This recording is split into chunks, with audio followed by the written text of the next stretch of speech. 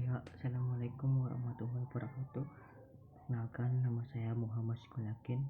Di sini saya akan mempresentasikan tentang perancangan aplikasi ePosyandu terintegrasi berbasis mobile pada kesehatan balita. Yang pertama ada latar belakang. Sistem informasi semakin berkembang dan kebutuhannya semakin meningkat.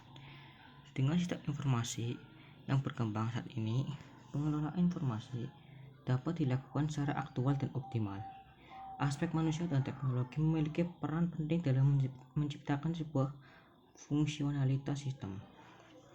Sistem informasi diperlukan untuk mendukung manusia dalam menjalankan kegiatan operasional agar berjalan dengan baik. Posyandu merupakan salah satu bentuk upaya kesehatan bersumber masyarakat atau UKBM yang dikelola dari, untuk, dan bersama masyarakat guna memperdayakan masyarakat dan memberikan kemudahan kepada masyarakat dalam memperoleh pelayanan kesehatan dasar. Perkembangan teknologi kini begitu pesat berkembang. Teknologi yang berkembang saat ini memenuhi hampir semua aspek seperti kesehatan, pendidikan, ekonomi, bisnis, dan lain-lain. Dengan perkembangan teknologi saat ini, membuat orang hampir semua telah menggunakan smartphone Android yang digunakan dalam kehidupan sehari-hari. Aplikasi ePosyandu adalah aplikasi pencatat laporan kegiatan posyandu yang bisa digunakan oleh masyarakat, khususnya bagi ibu rumah tangga yang memiliki balita dan rutin mengikuti kegiatan pos pelayanan terpadu atau posyandu, baik itu imunisasi maupun kegiatan lainnya. Aplikasi kesehatan ini perancangannya menggunakan metode pengembangan UML atau Unified Modeling Language yang terdiri dari use case diagram, activity diagram, sequence diagram, dan class diagram. Perancangan database menggunakan MySQL. Adapun software yang digunakan dalam perancangannya menggunakan XAMPP sebagai web server, PHP MySQL sebagai database, Sublime Text sebagai editor, dan Android Studio sebagai media pembuat aplikasi Android tersebut. Penelitian ini dilakukan dengan metode Rapid Application Development atau RAD. Pengembangan aplikasi ini menggunakan bahasa pemrograman Java dan layanan web service menggunakan PHP dan MySQL. Data yang digunakan dalam pengembangan aplikasi ePosyandu diambil dari MySQL database yang bersih data kesehatan balita menggunakan metode getPHP. Data tersebut kemudian dikonversi menjadi format JSON yang disimpan pada server Android sehingga aplikasi dapat dijalankan dalam kondisi offline. Ada perumusan masalah. Yang pertama, bagaimana menerapkan metode RAD tersebut. Yang kedua, bagaimana pembuatan aplikasi posyandu tersebut.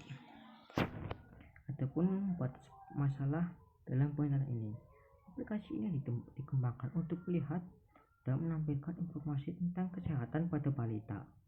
Penerapan RAD pada aplikasi ePosyandu. Aplikasi ini dikembangkan untuk menampilkan status kesehatan balita yang dilaksanakan di posyandu setiap bulan.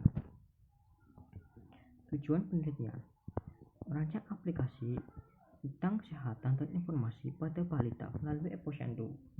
Menerapkan Rapid Application Development RAD pada aplikasi ePosyandu.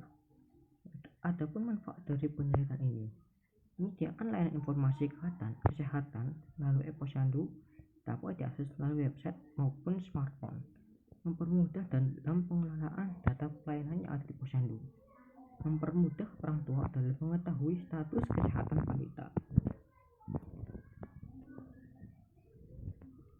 Ada tinjauan pustaka. Pertama, posyandu.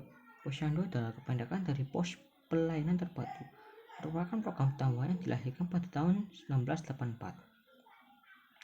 Nah, kegiatan posyandu itu meliputi kesehatan ibu dan anak, keluarga berencana, gizi pada balita, 4. penanggulangan penyakit diare, dan 5. imunisasi. MySQL. Database MySQL merupakan sistem manajemen basis SQL yang sangat terkenal dan bersifat open source. Open source maksudnya di sini tuh gratis ya, nggak usah berbayar. MySQL mempunyai stabilitas dan kecepatan akses yang tinggi, dapat berjalan pada berbagai sistem operasi dan mudah digunakan. Ada Unified Modeling Language atau UML adalah bahasa yang dapat digunakan untuk spesifikasi, visualisasi, dan dokumentasi sistem objek oriented software pada fase pengembangan.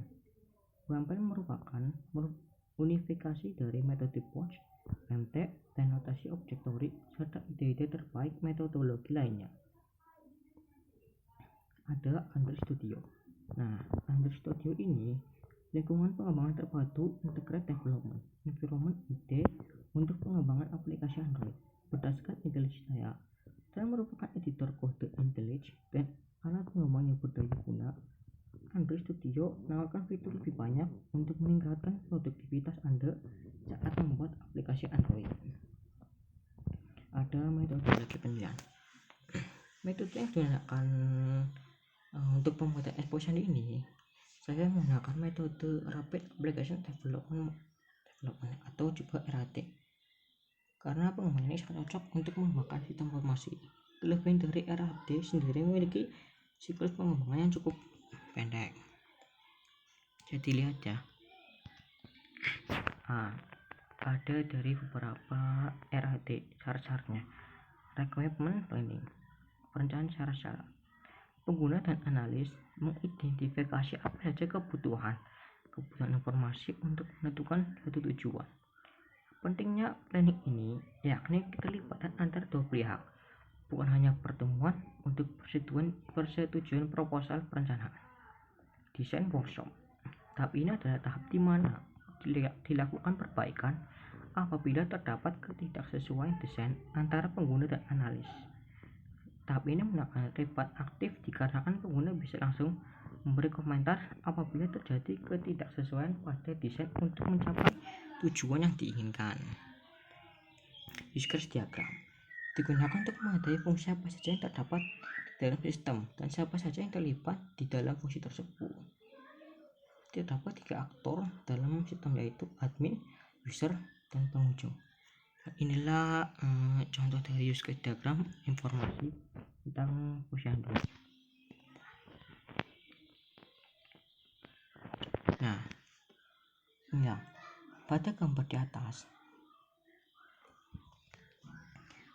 peran admin dalam menggunakan sistem yaitu dapat melihat dashboard admin, mengelola user, mengelola agenda posyandu, mengelola pengguna posyandu, melihat detail perhitungan status gizi, serta melihat laporan posyandu. Pada pengelolaan data user, admin dapat menambah user, mencari user dengan kata kunci dari user yang akan dicari, lalu juga dapat melihat detail user pada pengelolaan agenda posyandu yang nantinya akan ditampilkan pada tampilan pengunjung. Peran admin dapat menambah agenda, mencari agenda, mengubah agenda, serta menghapus agenda.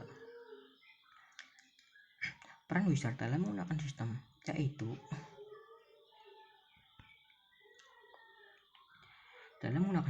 dapat melihat dashboard user dan grafik tumbuh, kembang anak, serta melihat riwayat mengikuti kegiatan.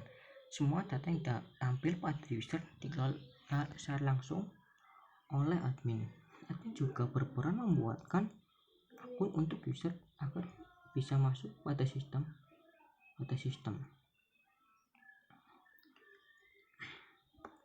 Nah, peran pengunjung dalam menggunakan sistem yaitu dapat melihat awal, melihat agenda posyandu, melihat artikel gaya hidup sehat, serta melihat kontak posyandu.